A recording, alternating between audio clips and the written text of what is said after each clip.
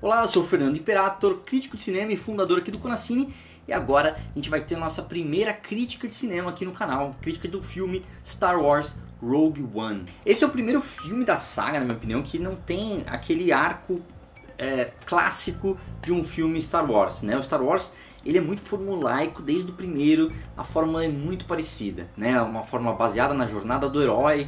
O George Lucas foi um dos grandes pupilos do Joseph Campbell, que é o escritor do livro A Herói, que é o escritor do livro que é o escritor do livro O Herói das Mil Faces, do monomito, né, que fala que em todos os lugares de todas as civilizações existiram mitos muito parecidos e isso tá, de certa forma, existe um arquétipo do herói dentro do nosso subconsciente coletivo, nosso inconsciente coletivo, como Jung chama, mas é basicamente a jornada do herói. Você já deve ter ouvido falar. Inclusive a gente tem uma palestra do Arthur Andrade lá dentro do Clube Conacine sobre isso. Mas o Rogue One, por ser um filme fora da franquia oficial, digamos assim, da linha temporal oficial, acho que nem posso dizer isso porque ele faz parte da linha oficial, mas ele é considerado, ele não é um episódio número tal, certo? Ele é uma história Star Wars, então é um outro tipo de filme. E eles têm que estabelecer alguma diferença entre a linha principal e os filmes de suporte, digamos assim, vai. Então, para falar logo de cara, uma das coisas que a gente vê aí de mais destoante do restante de Star Wars é que os heróis que você conhece, que você torce durante o filme inteiro, acabam morrendo todos eles no final, né? Então isso é algo muito diferente de tudo que já foi feito, mas ele tem um propósito muito importante aqui, né? Esses heróis, como a gente está falando do passado, e um passado logo anterior a Uma Nova Esperança, que é o primeiro filme lá em 1970, ou por aí que eu não lembro exatamente. Vê aí, Isa. 77. No episódio 4, que é lá de 1977, então a gente já sabe que esses personagens eles não podem ter uma importância muito grande depois daquele acontecimento, né? Porque senão a gente já teria ouvido falar sobre eles. Então tem que ter uma coisa assim de heróis desconhecidos, heróis que não foram contados na história, né? Tem uma frase pra isso em inglês, Unsung Heroes, os heróis que ninguém tem música sobre eles, não tem livros escritos sobre eles. Uma das coisas que eu achei mais interessantes nesse filme é a posição do Galen Erso, que é o pai da Jean Erso, né? E ele é o arquiteto da Estrela da Morte, o arquiteto, engenheiro, chefe, digamos assim, o cara que fez o projeto da Estrela da Morte. Tem um paralelo aí, digamos assim, com uma figura histórica que realmente existiu, né, no nosso universo aqui, no universo Star Wars, que é o Robert Oppenheimer. Oppenheimer foi um dos diretores do Projeto Manhattan, que foi um dos criadores da bomba atômica, né? Então, eles têm basicamente uma culpa de que eles criaram algo muito importante e evoluíram a história da humanidade, da ciência e tudo mais, né? Um projeto importantíssimo que foi a bomba atômica, só que ao mesmo tempo eles têm essa culpa de que ela foi usada para o mal, foi usada para destruir, no caso da bomba atômica, cidades, no caso da Estrela da Morte, planetas, né? Então você vê ele lidando com essa culpa, né? Ele meio que se recusa a trabalhar a princípio, e em seguida ele vai trabalhar para o Império para fazer a Estrela da Morte, só que ele consegue aí colocar essa falha, essa vulnerabilidade lá dentro. Isso eu acho que é interessante esse paralelo, eu volto a falar sobre ele daqui a pouco, mas uma das coisas que eu achei meio, não gostei tanto assim, foi essa questão de, vamos explicar por que a Estrela da Morte tem essa vulnerabilidade, né? A gente já viu isso, assim, sendo motivo de piada durante muito tempo, né? A Estrela da Morte é muito fácil de entrar, existem episódios inteiros do Frango Robô sobre, que é uma série de animação muito bacana também, live action. Como é que chama aquela animação? Sabe como é que chama? Massinha. Massinha? Aquela animação de massinha, feita pelo Seth Green, inclusive. E ele é um fãzaço de Star Wars e ele criou... Enfim, foda-se. Existem episódios inteiros de Frango Robô zoando o cara que criou a Estrela da Morte, porque ele fez o trabalho bosta, que ele fez um aeroduto que leva direto ao reator nuclear, enfim. E eles meio que pegaram isso que foi piada durante 5 décadas, 6 décadas, eu não sei contar muito bem, né? 5 décadas, para fazer disso a história do filme. Então eu achei muito estranho que o filme oficial tenha lidado com essa história, mas é uma história interessante e esse paralelo com Oppenheimer é muito legal também, né? O Oppenheimer, ele tem uma frase muito famosa, e logo depois que ele viu a bomba, não sei se logo depois, né? Essas histórias são sempre assim. Quando ele viu a bomba atômica sendo despejada lá, bombardeando Hiroshima, ele fala uma frase da Bhagavad Gita, que é o livro sagrado dos hindus, né, em que ele fala uma frase do Lord Krishna, que é o deus da destruição. Ele fala: Now I am become death, the destroyer of worlds.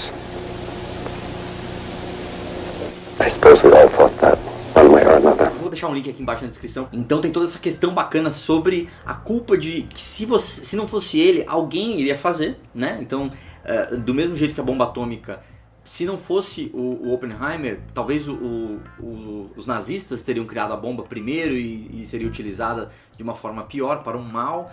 Enfim, é uma história ética interessante e é uma consideração ética bacana que eu achei que eles colocaram nesse filme. Uma coisa que eu achei interessante também, outro dilema ético importante aqui no Rogue One, é o Cassian Andor, este que está aqui agora, que eu achei é meio que o Han Solo do filme, vai, ele é o cara que está entre o bem e o mal, ele não é bom, ele é do bem, não é do mal, ele é meio que na zona cinzenta ali, inclusive tem uma fotografia bacana enquanto ele está conversando lá no HQ da Aliança Rebelde, que mostra ele metade iluminado e metade escuro, para mostrar esse lado duplo que ele tem do bem e do mal, né? A primeira cena dele é matando alguém pelas costas, então ele é um pouco, ele é assim, pior ainda do que o Han Solo, que tem essa dubiedade moral, enfim.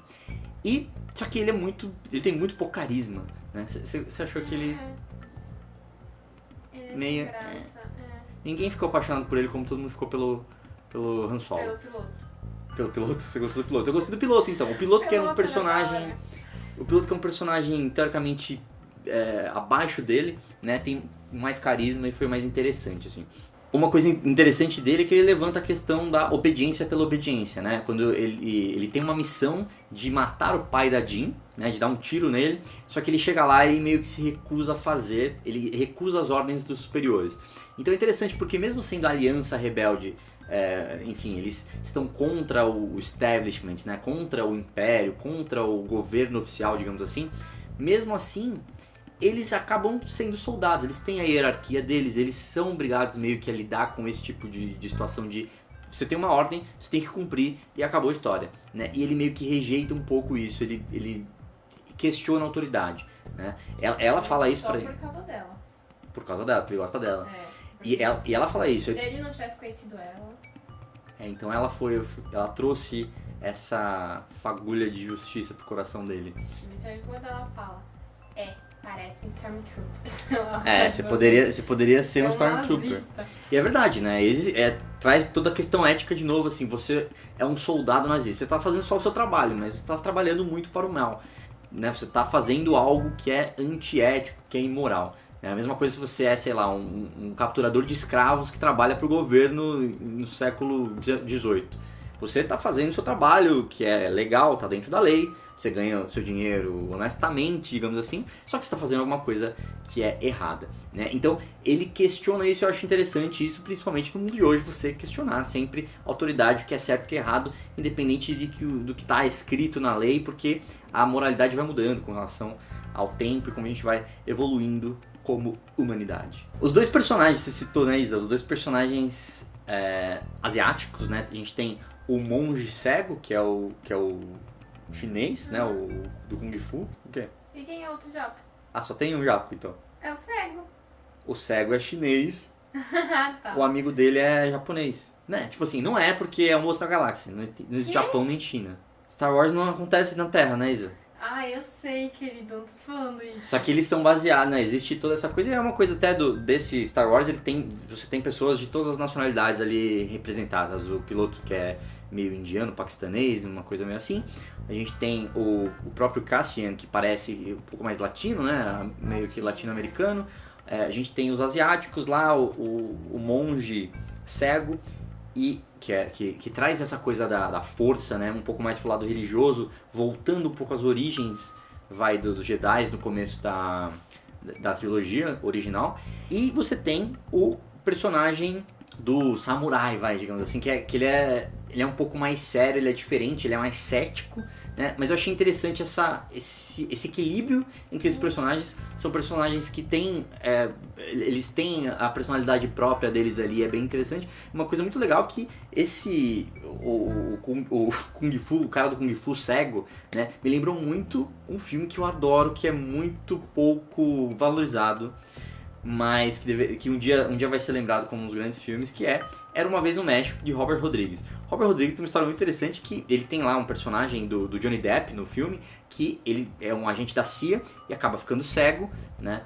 E ele vira o pistoleiro cego. E cara, esse personagem é sensacional. Inclusive, ele meio que prometeu uma trilogia só do pistoleiro cego, que acabou não acontecendo, né? Ele resolveu fazer um monte de machete depois. Só que é um personagem muito legal que tem muito a ver com ele, né? De que você, quando ficar cego, você abre os outros sentidos e aí vira enfim, é muito legal. É uma premissa muito boa. E o Robert Rodrigues é uma coisa muito legal, que um dos filhos dele chama Rebel Rodrigues e a filhinha dele chama Rogue Rodrigues. E, enfim, só queria aqui prestar minha homenagem ao cara que colocou o nome da filha dele de Rogue e que tem um porra de um pistoleiro cego no filme. E que agora no Rogue One também tem um Kung Fu cego no filme. Eu achei isso sensacional e acho que vocês têm que saber disso. Uma coisa muito interessante é que esse final, ele é um final mais parecido com tragédias gregas, né? Tragédias gregas tem sempre um sentimento de catarse no final, né? O sentimento que você vai criando uma tensão, e depois no final as pessoas não se dão bem, as pessoas não ficam felizes, todo mundo morre, todo mundo que você gosta morre, e isso acontece de uma forma muito triste geralmente. Geralmente o filho mata a mãe, o irmão mata a mãe. O irmão mata a mãe não dá, né? Mas o irmão mata o irmão e aí depois descobre que ele era irmão depois que matou, e aí a culpa corrói a pessoa. Então coisas desse sentido, assim. Eu gosto muito desse tipo de final. Só que eu acho que no Rogue One isso não foi muito bem aproveitado. Eu, pelo menos, não senti esse sentimento de catarse. O que é catarse? Aquela liberação emocional que você meio que purga os seus próprios sentimentos, assim. Que foda, né? Tipo, eu nunca vi meu planeta ser destruído. Foda. Mas uma coisa que eu achei legal dessa destruição do planeta é que ele é muito mais pessoal do que a destruição de Alderaan no episódio 5 ou episódio 4, quando Darth Vader explode o planeta da Princesa Leia, que você vê só um planeta sendo destruído de longe, né? E por mais que realmente se entenda que um planeta destruído, você vê um planeta lá, tipo uma bola sendo explodida. Agora você vê as pessoas lá dentro, você vê todo mundo sofrendo, e parece, é uma imagem que tá na nossa cabeça parecida com a da bomba atômica, né? Ele meio que, por ser uma cidade e são pessoas que você conheceu ali dentro, né? Você meio que viu a cidade acontecendo ali, o dia a dia, as pessoas trabalhando e tal, você sente um pouco mais de pena quando essa tragédia acontece. E isso eu achei bem interessante também. Outro ponto é a relação pai e filho. Verdade. A Isa lembrou aqui, muito bem lembrado, da relação pai e filha, nesse caso, que é um tema recorrente no Star Wars, né? É meio que o Star Wars ele tem essa coisa de meio que sucessão quase de realeza, né? A gente tem aí pessoas escolhidas e incríveis, tipo assim, o escolhido, o Darth Vader ele era o escolhido para trazer o equilíbrio à força. A gente tinha o Luke Skywalker depois que... Então, existe sempre essa coisa do sucessor. E esse filme continua essa tradição, trazendo personagens diferentes e uma relação um pouco diferente, porque a menina não conseguiu crescer junto com o pai, né? Mas existe toda uma tragédia familiar totalmente ligada com o Império, né? Isso que eu acho uma das coisas mais interessantes até nesses filmes que tratam de questões muito grandes, assim, quando o que está em jogo é grande demais, a gente tende a não se importar muito, né? Se o mundo inteiro vai ser explodido, tipo, é uma coisa diferente de que se você vê alguém perdendo o pai, por exemplo. Então quando você correlaciona uma tragédia universal, mundial, da galáxia, sei lá, com uma tragédia pessoal, em que você sente aquela pessoa ali, você vê isso de forma muito mais próxima. Né? Isso é muito utilizado, assim, essa técnica é muito utilizada até em debates políticos. Você vê, sei lá, o debate da Hillary com Trump, eles sempre usam, assim, quando vai falar de imigração, sei lá, aí a Hillary fala, então, eu conversei com a menina e ela tá com medo de se separar da mãe, a mãe ser deportada e ela nasceu lá e continuar aqui e tal. Então, trazer sempre pro nível mais pessoal, o nível mais da pessoa, que a gente tem empatia por uma pessoa, não tem por uma nação, não tem por um planeta, né? Isso é muito interessante e muito importante. E pra finalizar, queria falar que o feeling do filme é muito parecido com a trilogia original. Ele parece um filme realmente filmado em 1970 e poucos, né? Ele é um filme de época, digamos assim, porque ele se passa... E é interessante porque o Star Wars, a trilogia nova, ele se passa antes, mas ele tem um feeling de mais novo, tudo é brilhante, tudo é novinho, porque eles ainda eram prósperos e tal. E depois quando o Império toma o poder, as coisas começam a ficar mais velhas e tal. Enfim, é uma desculpa que na verdade o George Lucas deu, eu acho, né, pra ele fazer os efeitos especiais do jeito que ele queria. Mas eu acho que é interessante porque nesse filme, como no episódio 7, Despertar da Força, eles usaram muito técnicas parecidas, técnicas de produção, inclusive parecidas com as primeiras, né? Eles usaram muita maquete, isso a gente consegue perceber. E o CGI é sempre usado de uma forma muito orgânica, de uma forma meio suja, que parece muito se encaixar com aquele mundo ali. E é óbvio que tem coisas que não dá pra fazer sem CGI, sem computação gráfica, só que o que eles puderam fazer de parecido com o original, inclusive se você olha os Star Destroyer, sei lá, as naves imperiais, quando elas são reveladas, as sombras e tudo mais, parece muito com a primeira trilogia, né, com a trilogia clássica. Isso eu achei muito bacana, é um cuidado que eles tomam para que você se transporte, todo esse ar de nostalgia não seja só na história e nos personagens, do Darth Vader, sei lá. Ele traz um pouco do feeling que você tem. Isso é muito importante pro filme. A direção de arte e a forma como ele é feito, né? O David Lynch diz que uma das coisas mais importantes é o feeling que as coisas te trazem.